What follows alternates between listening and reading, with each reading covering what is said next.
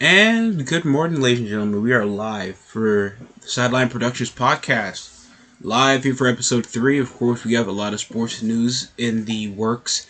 Of course, the major headlines tonight is of, this morning. Lionel Messi currently residing over his, I guess, unsubtle departure from PSG over in Paris to recently getting signed to possibly win the biggest deals in sports over a notable $1 billion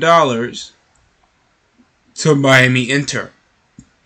MLS, Major League Soccer League, over residing in the United States. That could possibly be one of the biggest transactions in Major League Soccer since David Beckham to the Los Angeles Galaxy, I think around 2008 when he was still playing for, I think, Real Madrid or Barcelona. Other than that, massive signing. We still don't know over when the 36-year-old, that he's going to turn 36 around the middle of the 24th this month. Any type of attendance or value over in Inter. Don't know if that's going to reside around the competition because, of course, we know the big Euro leagues like in France, like the Serie A, or the Bundesliga, Premier League. MLS has been on the map for quite a long time and residing around, still trying to garner over an audience, especially from, I think, a global intake than they are with the United States audience. Still one of the major things to look upon, especially for the United States, because we know how much, mainstream-wise, how much Lionel Messi does impact Major League Soccer financially. And we know, if you know Karim Benzema, massive player for Real Madrid. He won, I think it's their league MVP. They call it the Ballon d'Or. Very good player. Played with one of the best. He played with Cristiano Ronaldo for years, and now he's getting signed over to a Saudi Arabian team in the near future. So a lot of stuff that's possibly going to be out of the norm for the soccer world. Dalvin Cook recently, from 2 nights ago, got released over for the Minnesota Vikings, and of course I've issued some off-season looks for him around the off-season. That could be the Patriots, rushing rotation coming from the Jets, the Miami Dolphins, that really don't have a premier rushing offense, even though they have the best receiving core in the league, with the best dynamic duo in the league, as well as DeAndre Hopkins. We still haven't gotten news over him. Ezekiel Elliott, we still haven't gotten news over him. Premier skill players that just got cut over to their team to save salary cap. So, a lot of things. Especially from yesterday, we got the Denver Nuggets and the Oklahoma City Thunder swapping picks. Bruce Zimmerman got demoted to minors just last night. Like bullpen issues with the Orioles. Like literally, relief pitcher Nick Zapsy also got cut over to the minors. And Cannell. The Mets are in absolute shambles after their sweep series they had against the Atlanta Braves over a recent week, and now today's their second to third series matchup against the Pittsburgh Pirates. Everything's looking in shambles with the aging, inconsistent bullpen, their unaggressive hitting offense, and usually they don't even click around the second half. And they're just coming out of they haven't even looked legit since their series against the Phillies. They've lost six straight. over their series that Vladdy pimp slapped them against the Blue Jays. And here they are, getting swept under the rug with a struggling Acuna. Come on. Going 3-7 over your last 10, possibly one of the worst road records in the league, going 15-21, and now you're gonna face off a red hot Pirates team that are just coming up with McCutchen actually playing up to his level, while Scherzer can't play, he can't pitch over 4 innings. Verlander, they barely play him because he's so inconsistent. And I really am not trying to keep this pessimistic all because I'm a Yankees fan. It's just, they just lost 7-14. Rich Hill went 6 of 5. Taylor McGill wasn't that bad, but it just felt like there was no point.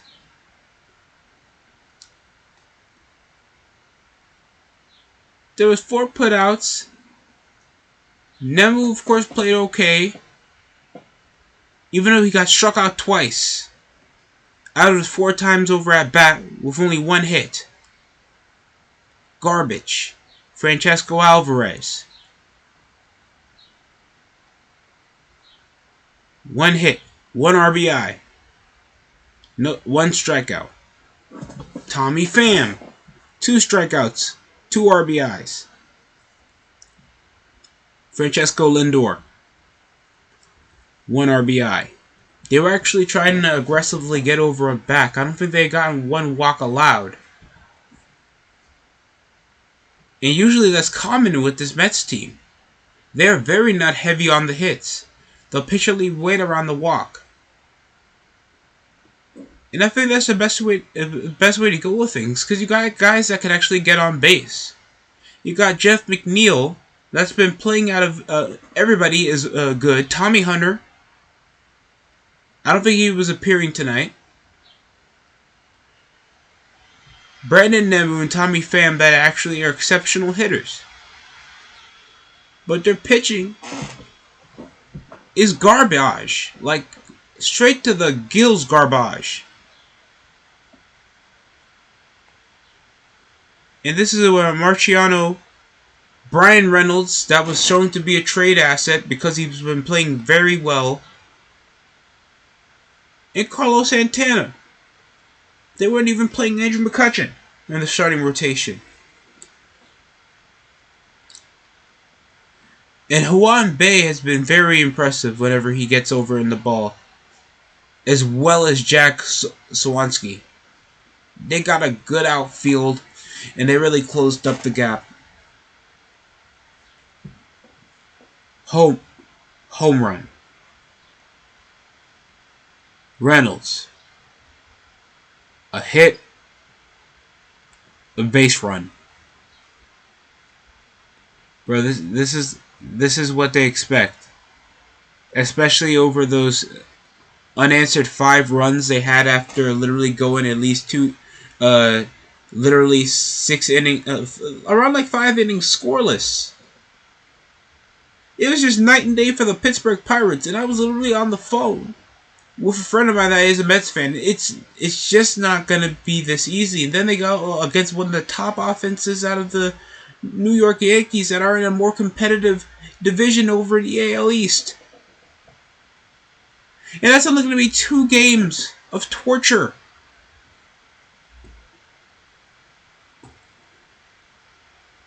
Out of Carlos Santana. Off Tommy Hunter over in the A. Jack Swansky. That got a massive homer. These guys are garbage, bro. Their pitching can't be as much overrated as it was around the offseason, bro. Also, we got something to talk about. It's now 3-1 in the series for the NBA Finals involving the Denver Nuggets and the Miami Heat. And you'd think with their second to last home game before we're back at Denver and now an elimination series, they'd come to play. They pissed down their legs. And Miami haven't hit single digits since game 1, going 94-109. And they just felt through the motions. Even though they were keeping it, evened it out. When they sub out for Udonis Haslem around the second half of game 2, I had to cut the stream off. And now here they are in game 3. They're giving Peyton Watson minutes. They're giving Zeke Neji minutes. And Vlotar Cancel. They're giving Thomas Bryant minutes. And this guy was getting starting rotation minutes, around 35 minutes per game when he was still with the Lakers before the massive 3-way trade. This is the starting team. Max Strus, Kevin Love only playing a measly 16. Udonis Haslem was literally playing over the last 28 seconds around the clock when they were already averaging around like 15. And Jimmy Butler can't carry it. Bam Adebayo has been good this series, but not good enough, even though he was aggressive with his 17 rebounds. 3 assists. Butler only had 4 assists when people thought he'd be averaging a lot more. And our rotation players can't get it done.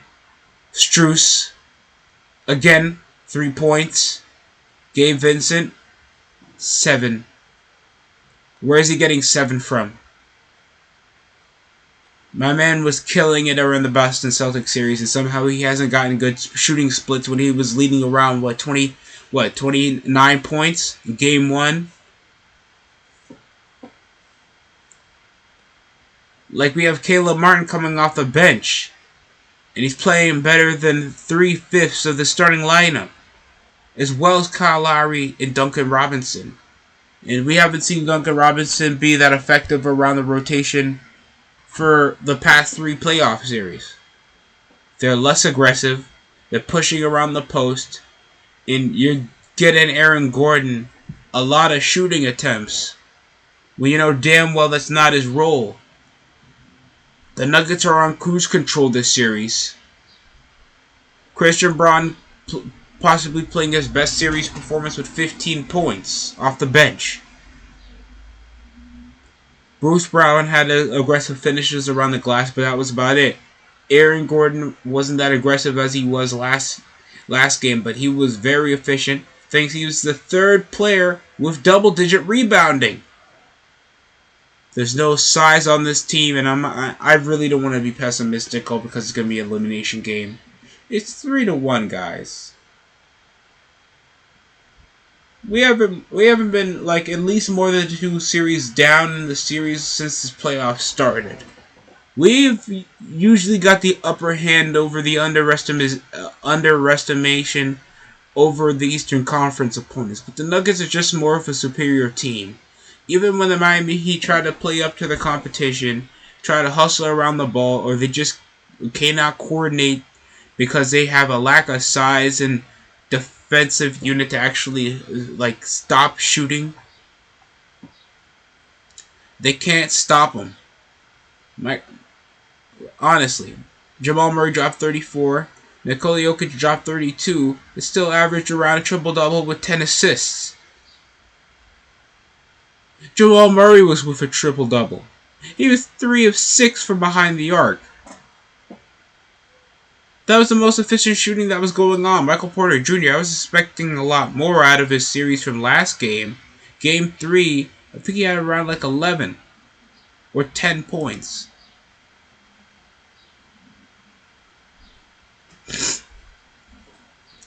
He had 5 points. Michael Porter Jr. is now with what? Less than that. 2 points.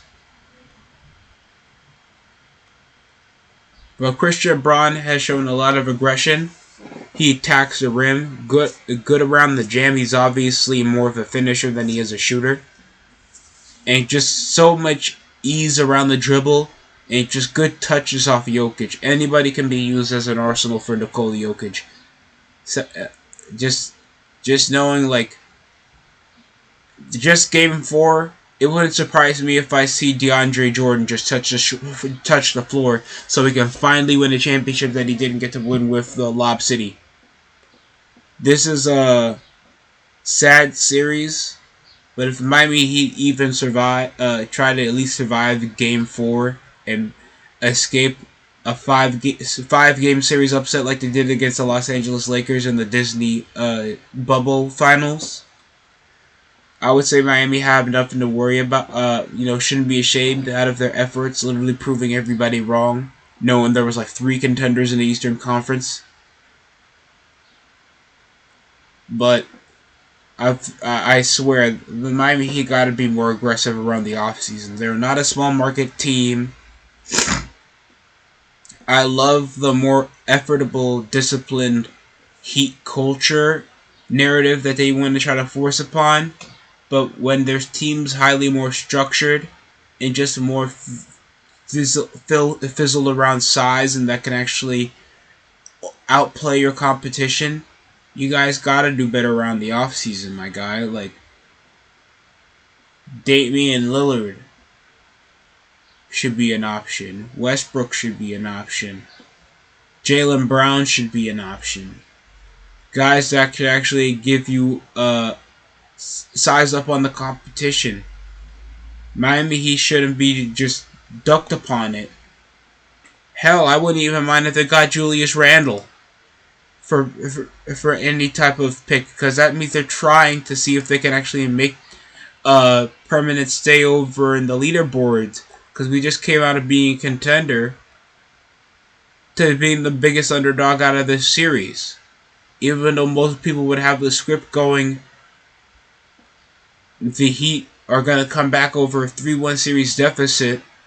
I would love that to happen, but this is going to end like when I predicted the Toronto Raptors Warriors series. You'd think because it's written in stone, but no, the one team is just completely better. With a player that's obviously just been outplaying the Heat in any time. Bam Adebayo tries to aggressively tack over with his fade from the paint, try to attack. He come over around bending the rim, trying to just agitate and slow down any type of momentum he can with the Nuggets. And now they're over on home floor with an elimination game on the rise to try to blow out the Miami Heat. And this is their 6th freaking appearance. That's most NBA Finals appearance for most teams. You barely see teams making it in one, just like the Denver Nuggets. It's their first time in franchise history. And they already are on the upswing with possibly the most dominant looking first appearance ever. I don't know. I mean, I'm proud of the Miami Heat. Not a lot of other teams can even say that they made it as an 8th seed other than the 99 New York Knicks, but the Knicks still lost the NBA Finals. Like, Knicks fans have so low of an expectation. They still think Hall of Fame wise Latrell Sprewell possibly could have made it. Like, come on. Allen Houston, Patrick Ewing, John Starks, Charles Oakley, all that to be a minuscule AFC to lose to a better coach, a better roster, and just a better unit. Like Tim Duncan and David Robinson. So, we're losing to Jamal Murray healthy and Nikola Jokic, 2-time MVP Nikola Jokic, with one of the greatest coaches out of Mike Malone, and just a better overall sizey rotation out of Michael Porter Jr. that's like 6'7", Kentavious Caldwell-Pope, and Bruce Brown that are around 6'5" and that can just cruisefully attack the glass. And Kentavious Caldwell-Pope has championship experience. Christian Braun that's bringing out the hustle, and apparently the black sheet is ironically the white guy out of the rotation, just like Austin Reeves. And it's just agitating me at one point. We're not even. We're decent enough over in the 3 ball, but trying to attack the glass or at least stay out of foul trouble has just been an issue. So, excuse me if I'm being pessimistic, but the Heat are not giving any excuses. Like, I'm not saying that we'll get swept, but the Heat will try. But they're just not going to be playing better than the Nuggets consistently. So that's all I got to say over that note involving the NBA Finals. But oh my god, it hasn't been looking good.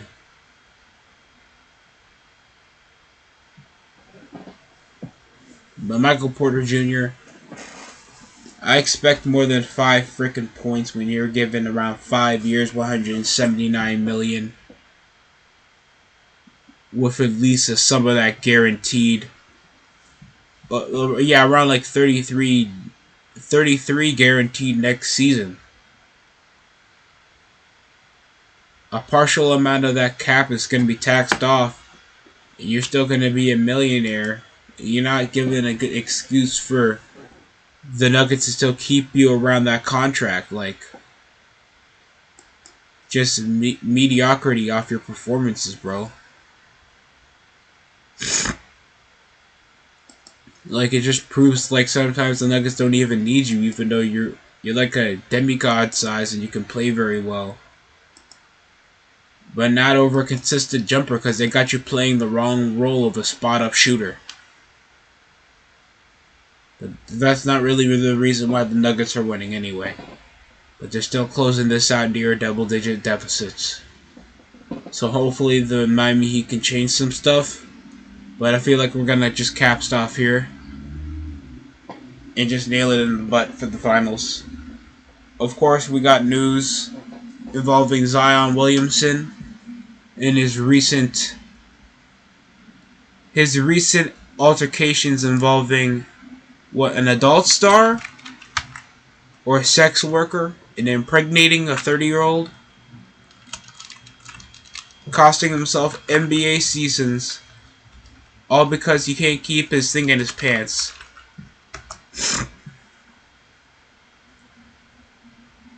Literally. He's getting called out by impregnating another woman while having another woman pregnant. And this is one of the audios from Clutch Points. Shout out to them. What should be a joyous occasion for New Orleans Pelicans fans?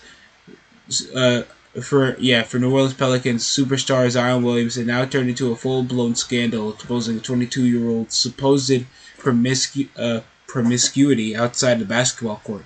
It was revealed on Tuesday Zion is now expecting a baby girl from his girlfriend. The public announcement was shockingly followed by some nasty allegations from a P-star named Mariah Hills, who alleged that she and Williamson were dating, and the former number 1 pick got another girl pregnant.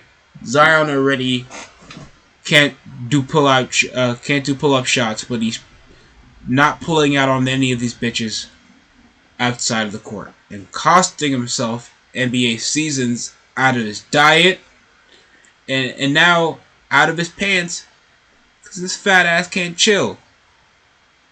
I don't know what type of diluted form of love you have to still be impregnating bitches that obviously are doing this to just get to your wallet, Zion. What part of these women are like, no protection, just do it raw, get ready for the season, don't have anything, just put it on the rearview mirror. Like, Zion's literally setting himself up for failure. Hell, the number 2 pick of the NBA draft out of John Morant's also setting himself up for failure, but at least he plays. Out of all the shit Ja does, he wasn't getting anybody hurt. He wasn't involving anybody else to get in trouble with him. Sure, was it smart? No. Did it also impact the image for the NBA? Yes.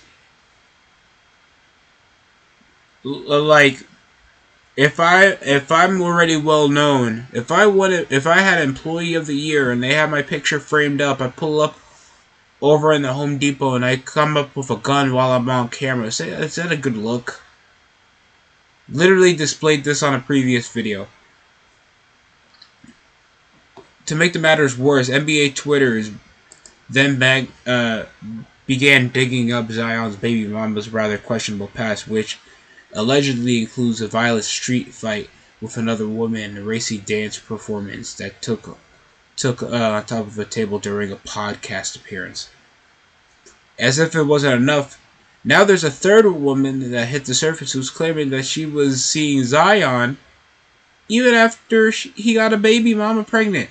Third woman in this nasty love triangle or money scandal has now became a square. Goes by the name Yami Taylor, who's according to her Instagram profile is luxury living consultant that recently went off to Zion by posting some wild allegations. Yeah, I think this is a chick that's saying, "Why didn't I get a Bentagati by Richard Milley last summer?" Zion Williamson, because I don't want you to record me. I never give you a threesome, and I never had an OnlyFans or was on P-Hub. I guess I was all play. Probably had a chance to have nasty ass sex addict. So I guess there was some DMing or some type of private conversations that Zion was having with this IG model slash adult star, and it's costing him a bag, his professional business. This is going all the way over in the internet for this bitch that obviously looked like she got lipo. So I'm concerning myself with Zion. He's already been a bust in my eyes because this guy can't stay off the court. It's always got to be some personal BS with him. Instead of staying responsible, keeping your ass on basketball, and actually opening yourself to the critics of veterans that are actually wanting you to succeed, and closing yourself off from any personal business that's not going to help you improve in your bag or your ability. Yet Zion is doing this bullshit and getting himself pregnant with a woman a decade older. Like, come on, man. Like, Zion Williamson's not doing himself any favors. But that's my opinion.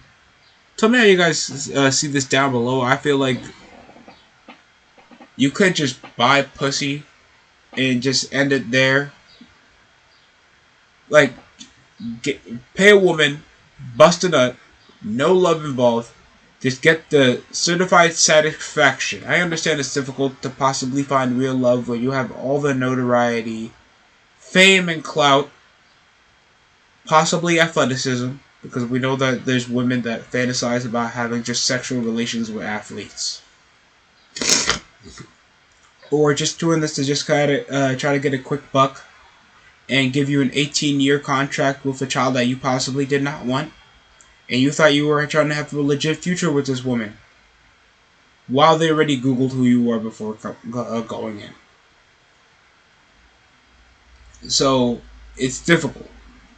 And I can understand that for Zion, because he's like 22 years old. He possibly doesn't know better. Does that still mean that he should have done it? No. But this was possibly expected. And any other player like PJ Washington that was shown over that history with Brittany Renner and how that went over around the off season, that could cost a man his career. Well, somewhat his career. Possibly his priorities. And his production. Literally. So, that's my opinion on the factoid. Do I feel like there could be a bounce back over Zion over most of these allegations, the drama, knowing that he has a child and a woman that's obviously trying to manipulate him, and multiple other women that are trying to allegedly try to get what they are owed over Zion Williamson, over most of his adultery, putting this under wraps, and the leaked conversations that we're hearing. All I know is the best phrase for Zion Williamson is he's young, dumb, and full of complete ignorance how to deal with this type of shit. You guys comment down below how you feel about this situation with Zion Williamson. That's it from the Sidelines Productions Podcast, Episode 3. We'll be back later to possibly go over what's going to be happening over the Yankees-Mets season, what's going on around the NFL offseason, knowing that Dalvin Cook has been released. Possibly further information was when is the debut for Lionel Messi, because I'm seeing like ticket sales come up from like $15 to $300 just for nosebleeds, just to see Lionel Messi possibly just breathe oxygen into the football field, soccer field. So we'll get further information on that. Thanks for watching the channel. Subscribe and try to share this out so we actually can spread this over like we do on the primary channel. That's it for me. Hopefully you guys have a great day.